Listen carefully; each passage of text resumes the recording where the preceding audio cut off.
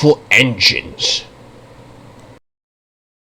Dear friends, I am happy to say that Thomas and his friends are still at work, trying as hard as ever to prove themselves to be really useful engines.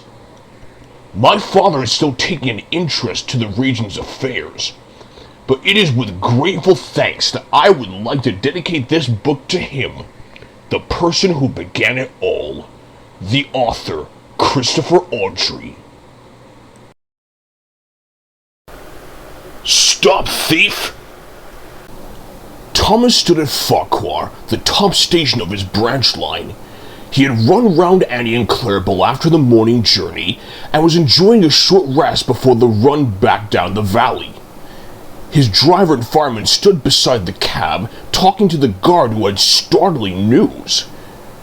"Did you know that the station master was burgled last night?" he was asking. Thomas's driver shook his head. "You don't say," he exclaimed. "I didn't know he had anything worth stealing." "He's won cups for gardening," explained the fireman. "All taken, and then the scoundrels had the cheek to pinch his car to carry them away in." "Not the new one he's so proud of," said the driver. The guard nodded, and at that moment the signal rose to show that the line was clear. Driver and fireman climbed into Thomas's cab. The guard blew his whistle, waved his green flag, and got into Clarabelle, and Thomas set off. By the time they were through the tunnel, the train was running nicely. Road and rail were beside each other here, with only a stream between them. Thomas remembered his race with Bertie the bus. He had only won because he could go through the hill, while Bertie had to go over it.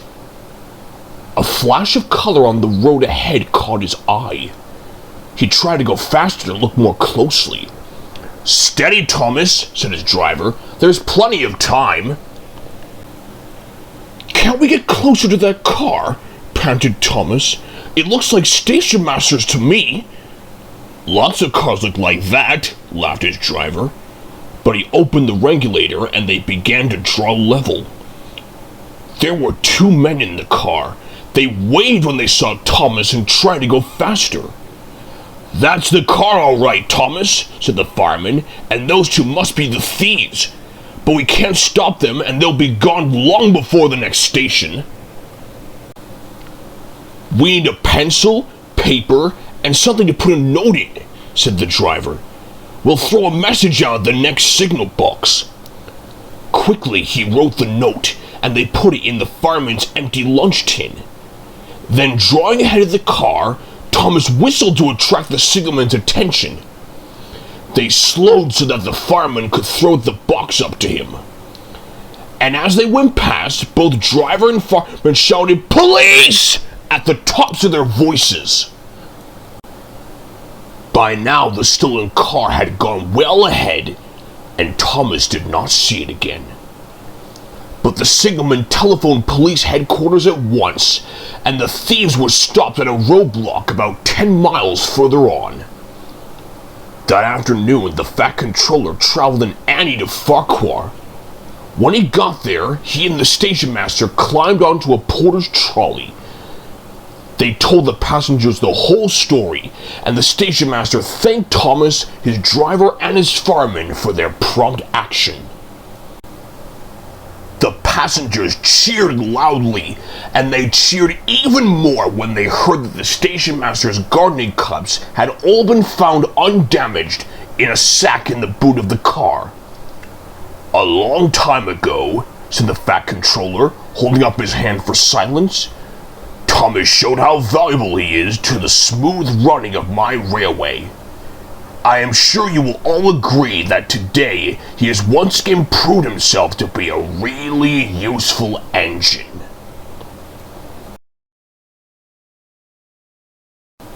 Mind that bike. Percy had never known Tom Tipper to be anything but cheerful. Tom was postman at Farquhar, and every morning he would have a cheery word for Percy as he helped to load the mailbags onto the train. Percy then took them to the town where there was a big office for sorting the letters. But one morning, Tom wasn't there. A postman he didn't know just dumped the bags on the platform and bicycled off without stopping to help. "What's happened to Tom?" wondered Percy's driver. "And his old van," added the fireman. "No wonder the new chap looks fed up. Carrying mailbags on a bike would make anyone miserable." Tom was soon back, but without his van.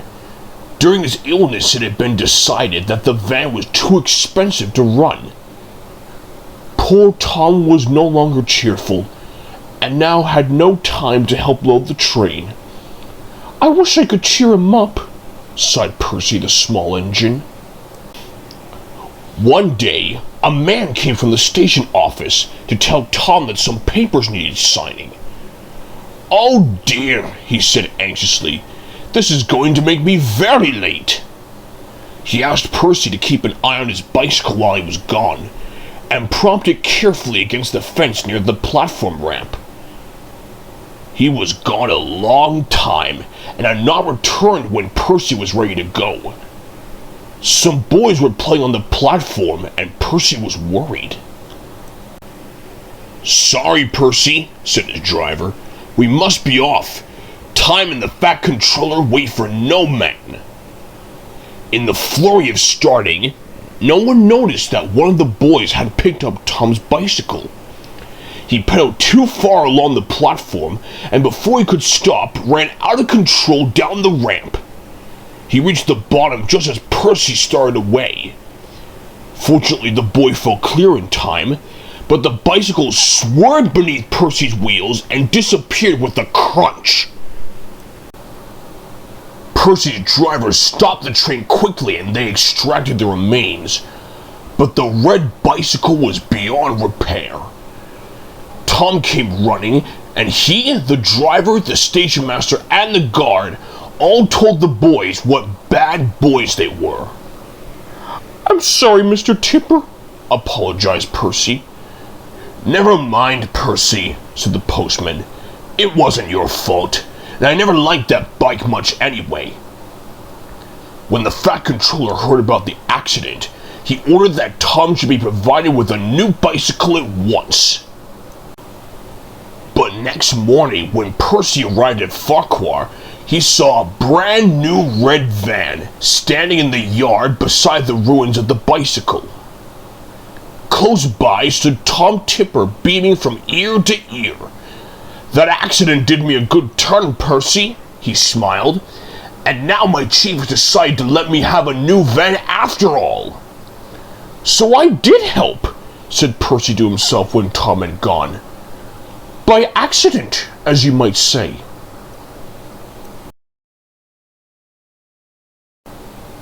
Fish. The fishermen who used the port near the big station were bringing in more fish than ever before. Each day the sheds on the quayside were piled high with boxes. Much of the extra fish had to travel by rail, so the trains which Henry and the other engines had to pull became heavier. One night, a special load of fish was ordered, and the Fat Controller decided that extra vans must be added to the train that the men call the Flying Kipper. The only spare vans that they could find were old ones that had been standing unused on a siding for some time. Workmen cleaned them quickly, and they were added to the tail of the train. Henry grumbled dreadfully about it, but there was nothing to be done. "You'll just have to put up with it, Henry," said his driver. "At least the extra load will mean we can have a banker up Gordon's Hill." Duck often waited at Edward Station so that he could help heavy trains by pushing behind.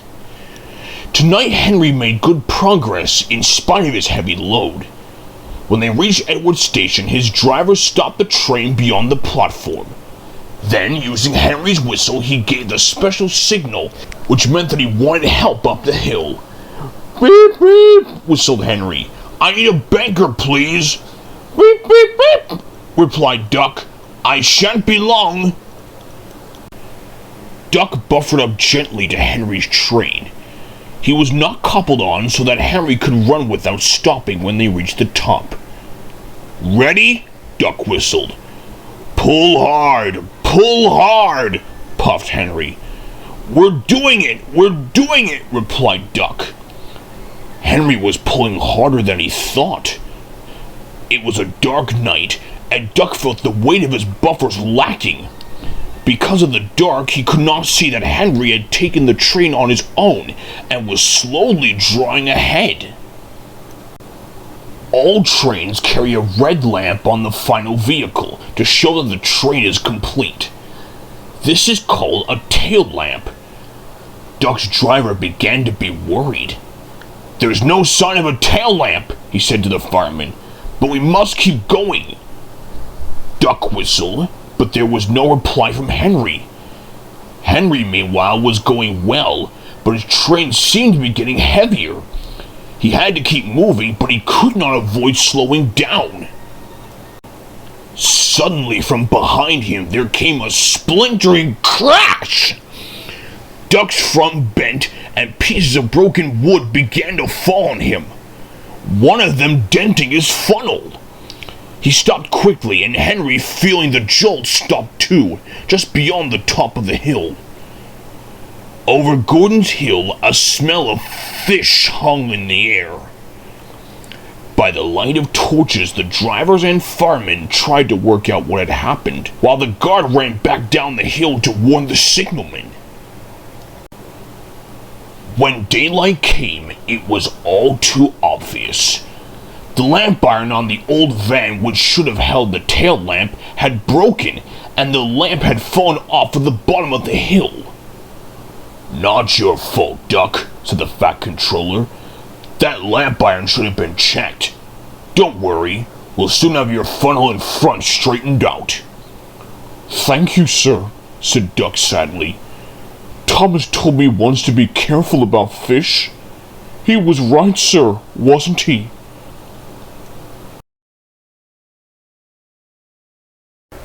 Triple header. Gordon was resting in a siding. It was a hot day, and the express had been heavy. "I get so out of breath," he complained, "but nobody cares. They just say I'll be alright after a rest." "Get the Fat Controller to give you tanks in a bunker," suggested Thomas cheekily. "You'll feel a new engine. We tank engines never get out of breath, you know." Perhaps it was lucky for Thomas that poor Gordon hadn't the energy to reply. The men worked hard on Gordon, but they couldn't make him better. "You need new tubes, Gordon," they said. "You'll have to go to the works to have them fitted." While Gordon was being mended, Henry pulled the express. But one morning, just before Gordon was due back, Henry was ill too. "We've no spare engine except Thomas," the inspector told the Fat Controller, "but he can't pull the train on his own." "Could Percy help?" asked the Fat Controller.